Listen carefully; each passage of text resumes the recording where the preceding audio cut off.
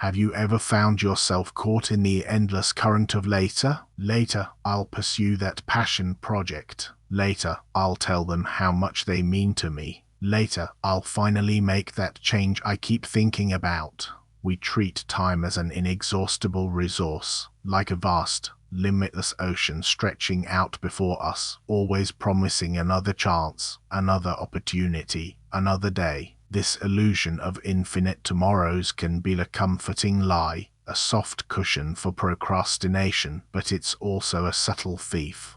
It steals our present moments, convincing us they are not quite urgent enough, not quite important enough to seize right now. We defer our true lives, our deepest desires, our most meaningful connections, all to a phantom future that may never arrive in the way we imagine it. This isn't about morbid fascination, it's about acknowledging a fundamental truth we'll often try to ignore. The Stoics, particularly Seneca, spoke extensively about the brevity of life, not to instill fear, but to awaken us. He pointed out that life isn't necessarily short, we simply waste so much of it.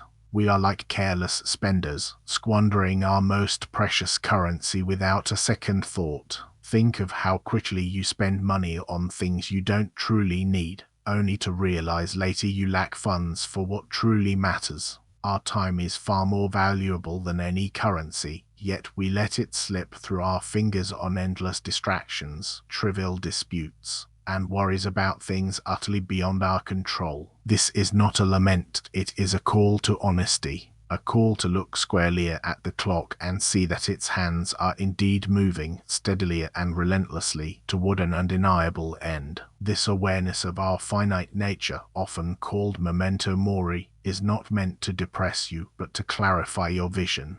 It strips away the non-essentials, the petty grievances, the endless pursuit of external validation, and the fear of what others might think.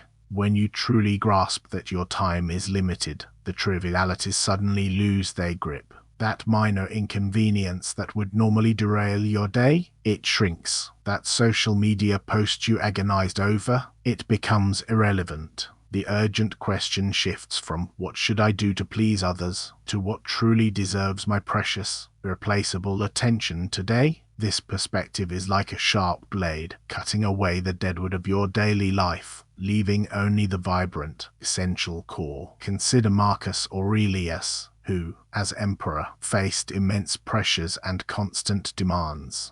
He reminded himself daily of his own mortality, not as a king, but as a man. He knew that every sunrise was a gift, and every breath a reminder that his opportunity to act justly, to be kind, to practice wisdom was finite. This wasn't a morbid thought for him, it was a driving force. It pushed him to engage with his duties, to treat others with respect, and to cultivate his inner tranquility because he understood that the chance to do so would not last forever. His wisdom wasn't born from an endless life, but from a profound appreciation of life's boundaries. So, how do we integrate this understanding into our daily lives, transforming it from a mere concept into a practical tool? Start small. Take a moment each morning to acknowledge the day ahead as a unique, non-renewable resource. Instead of immediately diving into your to-do list, ask yourself, if this were my last truly productive day, what would I prioritize?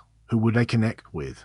What unresolved matter would I bring closure to? This isn't about achieving everything in one day, but about setting your intention, aligning your actions with what you genuinely value, rather than merely reacting to the demands of the moment. This daily reflection allows you to identify the later items that truly matter and bring them into the now. Maybe it's a phone call to an aging relative you keep meaning to make. Maybe it's 5 minutes of quiet contemplation instead of immediately reaching for your phone. Maybe it's finally starting that small step towards a long-held dream. The point isn't to live in a state of panic, but to cultivate a gentle urgency, a profound sense of gratitude for the time you have. It makes you a better steward of your attention, recognizing its immense worth. You begin to choose more carefully how you spend your moments, investing them in what brings meaning, growth, and connection.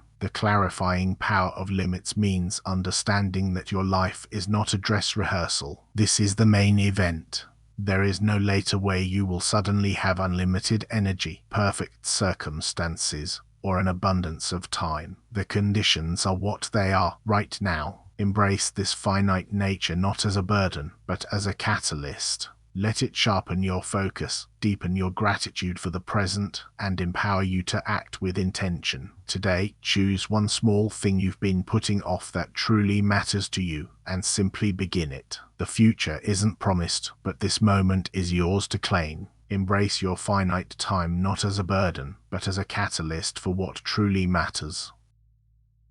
Thank you for sitting with these words today. If they steadied you, subscribe and return tomorrow. A new reflection waits each morning.